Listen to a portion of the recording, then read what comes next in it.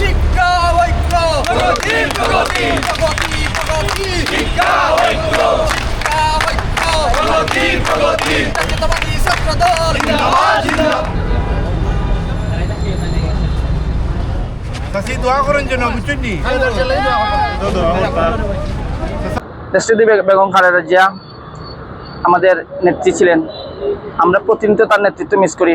তার অটল সাহসিকতার কারণেই আমরা মনোশক্তি পেয়েছি এবং সেই শক্তির বলেই আমরা দীর্ঘদিন ফ্যাসিবাদ বিরোধী আন্দোলন করছি। তার নেতৃত্বে 90 গণ আন্দোলনে সফল হয়েছিল এবং স্বৈরাচারের সাথে এবং তার নেতৃত্বে এবং তার দৃঢ়চেতা আকর্ষণীয়তার কারণেই শেখ হাসিনা পরাজিত হতে বাধ্য হয়েছে। আমরা আজকের এই দিনে তার সেই নেতৃত্বকে স্মরণ করছি, তার সেই নেতৃত্বকে মিস করছি এবং আমি তার রুহের কামনা করছি। এবং বেগম খালেদা জিয়া ওনার 82তম জন্মবার্ষিকী উপলক্ষে আজকে জেলা ও মহানগর ছাত্রদলের পক্ষ থেকে আমাদের আজকে আয়োজন।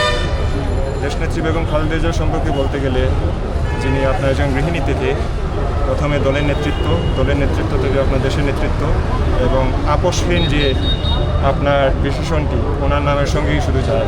কারণ দীর্ঘ 70 বছরের ফেসিবাদী সময়ে উনি কোনো আপোষ করেননি এবং ওনার সারা জীবন থেকেই আমরা সংগ্রাম ত্যাগ এই শিক্ষাগুলোই নিতে পারি।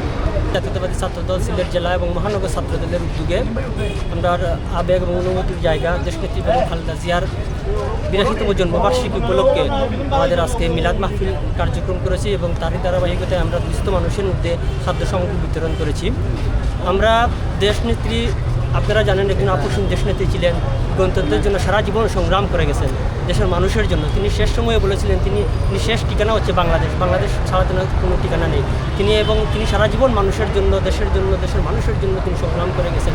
সেই নেত্রীর আজকে 82তম জন্মবার্ষিকীতে আমরা দেশবাসীর কাছে দোয়া চাই এবং আমাদের রাষ্ট্রনায়ক জনাব তারেক রহমান, দলের চেয়ারম্যান, ওনার জন্য আমরা দোয়া চাই। আমাদের নেত্রী হচ্ছেন সারা বাংলাদেশের গণমানুষের নেত্রী, যিনি বিগত ফ্যাসিস্ট সরকারের আমলে অনেক নির্যাতন সহ্য করেছেন। ওনার এক ছেলেকে হারিয়েছিলেন, আরেক ছেলেকে ওনার পাশে থাকতে দেওয়া হয় নাই। তারপরেও উনি দেশের মানুষকে ছেড়ে যান নাই।